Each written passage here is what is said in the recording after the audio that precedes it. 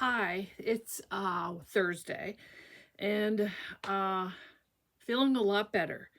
I thought I would get on here and give you an update on all my projects that I've been working on, and also tell you what my March UFO has been declared through. I'm doing UFO challenge through Crazy Moose Fabrics. Every month she picks a letter, and I go into my stack of project boxes, pull that box with that letter, and that's the project that I need to work on for that month. And my project for March is called the Squirrel Wall. Well, I'm calling it the Squirrel Wall Hanging. It is a free project that's on the Blue Rooster Farm YouTube channel, and it's 3 parts. So there's a video, a YouTube video that with the instructions on how to do the Acorn Block. Then there's another video that shows you how to do the Cornelius the Squirrel Block. And then there's another YouTube channel that puts it all together into a wall hanging or table runner. Well, she is more of a table runner, but I'm making it into a wall hanging. So I'm making it so it's different, instead of this way, the blocks going this way, my blocks are going to go this way. And that has been taking, I started it, okay?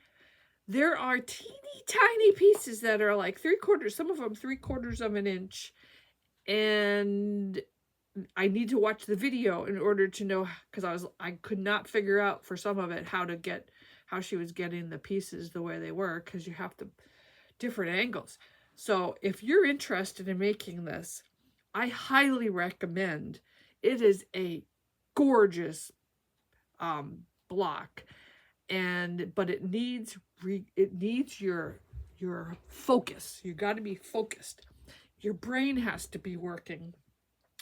So I have done more than an hour on that this week, because once I started it, I realized I couldn't stop. I needed to, there were so many little pieces, and I was afraid of them getting lost, and I needed to watch the videos while I was doing it, and I was having a lot of fun, truthfully.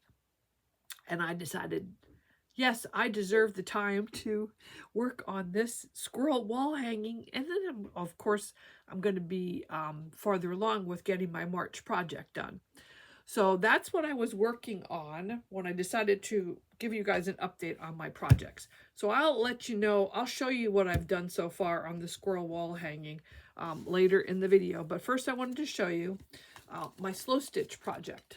So this is what I've been working on with slow stitch. And I drew these flowers and bumblebee and this on here.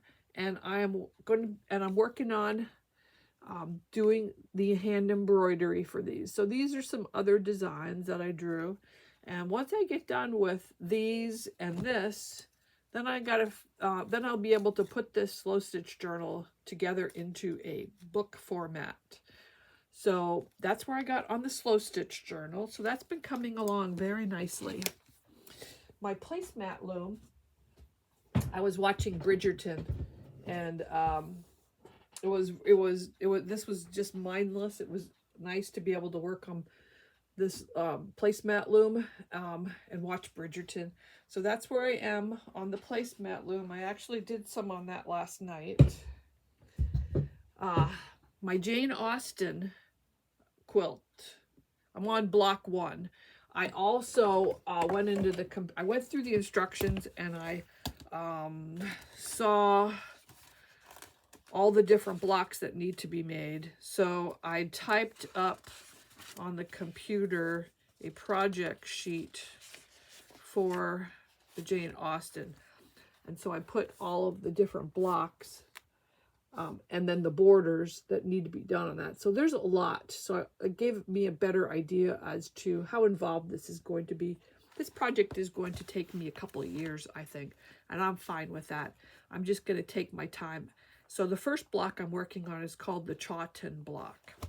And I got the center part appliqued on, and I got these brown things appliqued on. And I got the rest pinned. So the next step for this will be starting to hand applique the flowers on. But this is how my block is going to be looking, and I really like it. I love how these colors are all coming together. So that is my Jane Austen block, which I'll put over here. So as I was doing that, you could see things are flopping around and everything. And the size of the blocks that are made, I thought if I have boards to put them on as I'm working on the applique blocks, it would make it much tidier. So that's when I stopped this week and made 6 design boards, and I have a video with how I did that. So the blocks stick onto here, and it'll be just easier to move around with these, with those design boards. I also started the laundry basket block of the month. So we got our second months of instructions, and I worked on putting together some of these. This is going to also take a while. So I got like those put together. I have everything cut out, and I'm working now on sewing these 45-degree angle pieces together. And I'm trying to be, it's taken me a long time because I'm trying to pin the 1/4 inch seam, and trying to be, because everybody's been having problems with putting this together and it like wrinkling and not fitting right and everything. And they all said that you need to be really careful with your 1/4 inch seams. So I have pieces all cut out. So I'll just keep working on that. This is not going to be a get this done in the month project, the laundry basket, apparently, because it's pretty complicated. So I'm just going to take my time also on that one. And however long that takes me, I'm just going to take my time and try and get it done right. The other thing I'm working on is Twinkle Twinkle, which is through Brenda at Conquering Mount Scrapmore. And she came out with the second week, step 2 of her instructions for Twinkle Twinkle. And we'll be putting strings across there. I only just started. I only have, I think, 2 blocks made. I have to make a bunch of these. How many do I need? To make the crib size, I need 45 of these. So this is awesome, but I wanted to have a scrap project using my scraps to start with my strings. So this is going to be perfect for having a project to use strings, and I wanted to have a scrap fabric project ongoing. So I now have that started, so that's my scrap project that I have ongoing. And this was my laundry basket diamond, so I got to put that in here. In the laundry basket project box, you can't mix these things up. That's bad. Let's see. I have to do my Carolina Moore block of the month for March. I have not done that yet. I have been working on my Callie & Co. Sections, doing the quilting on that. And that is right there. Okay, so that's been, I did some quilting on that this week. My bag making project is making the backyard caddy that I got from Sally Tomato, and I've cut out all the pieces. This is the fabric that was included, and I'm making this Bob's Burger themed. So I found Bob online, and I'm going to be appliquing him onto this fabric on the front and the back of this backyard caddy. So I have 2 of those. So that's where I've gotten with the backyard caddy through Sally Tomato. And that is what this looks like. So Bob will be on the front here. So that's where I am on my bag making project. my small project is I'm working on the tree skirt. This is tree skirt number 1. After I get done with this, my next small project will be tree skirt number 2, because I'm getting this done for gifts. So I have the inside of this all quilted, and I have the outer ring quilted. So well, mostly. I still have to do a couple of rounds on here, and then I need to cut out the center circle and the you know, going down for the opening for the tree skirt, and then put binding on it. So that's where I am on this. This is my backing fabric for my tree skirt. And lots of quilting, and I like it.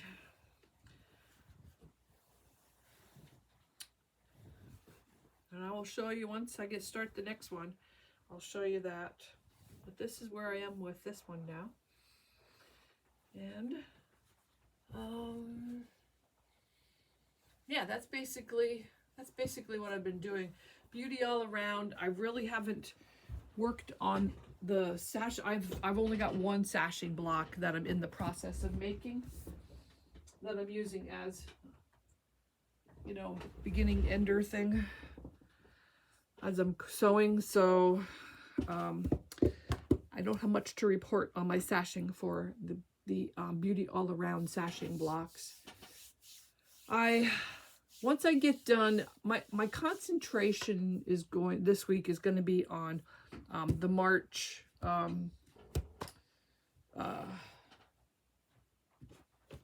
UFO project, which is, here's the squirrel. This is so cute. And this is the table runner, but I'm making it where the acorn is up here and the other acorn is down here, so it'll be hanging, because I have some places that are kind of more narrow that I like to have hanging things. So this is free, so I can show you. These are the tiny pieces that are in the squirrel, and you have to sew these in a certain way to get it so it's this, because it's snowballed, but it's where this fabric comes out the side. So when you flip it up, you get that extra there. And there's a number of those, and I didn't know how to do that. So I had to very carefully watch the video, and then also like figure out there was pieces here you had to sew together and then do this, the flip and stitch. So this, but look at tiny K pieces there and up here. But it's so cool. I'm really liking it.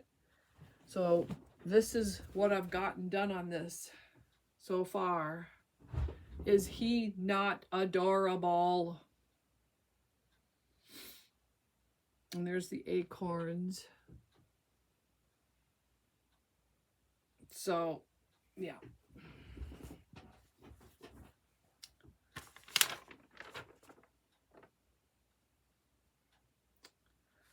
So there is my March. This is my March. I have to add borders to this and then do the quilting. So this is my March UFO. My squirrel wall hanging. So that's where I am on that. So that is my update on my projects for this week. I'll be more this week concentrating on this March UFO project and trying to get that together. I'd like to get that done, and then I can work more steadily on the other projects. But then I'll have this. This has a deadline. I have to have this done by the end of the month. I already have my first quarter project done. So then I will be free to catch myself up on my other projects. So after I get this done, my next thing will be the Carolina Moore block of the month. Getting that done for the month of March. And then I think I want to concentrate on the Callie & Co. 2025 block of the month. I'm quilting that in sections. Quilt as you go. I'd like to get that. I'd like to have that done this month if I can, because I'm going to be starting her new one. Her instructions for that will be coming out on the 21st of March. And I would like to have the 2025 one pretty much done, or pretty farther along than what it is by the end of March. So I can then start I want to start the Cali and Co 2026 right away. So I'm going to have 2 of them going at once until I get the 2025 one finished. So let me know. I'm looking at my list that's on the wall of everything I have ongoing. And I covered everything. So let me know how your projects are going. And I'm getting my energy back. So I'm feeling better. Boy, that was a tough one. But yeah, it's good to feel better again. And I still am sneezing and blowing my nose some, but it's nothing like it was. And I hope you can stay well also this winter. And we're going to be getting some 50-degree weather by, I think, the end of the weekend. It's going to be awesome. We're getting snow tonight, though. It's crazy. Just wait a day and you can have summer here in Maine. The weather's it's just so crazy how fast the temperatures change. Well, no wonder you get sick, you know. So anyway, I hope you have a great day. I just wanted to give you this quick update and let you know how I was doing. Also, while I was doing this had you make these flying geese, the 4 at a time method, and I love it. But I was thinking, how would I know what sizes to make those different blocks that I'm putting together in the 4 at a time method? And I have this book that I got from Fat Quarter, the Quilter's Reference Tool, and I found the cutting numbers for 4 at a time flying geese up here, and so it gives you the finished block size for the flying geese, like 1.5 by 3, 4 by 8, and then it gives you the large square size and the small square size, and then it also shows you the technique, you know, how to do it, so that as a refresher for me. So I'm very happy that I got this book, and I've used it for various things. I've started writing.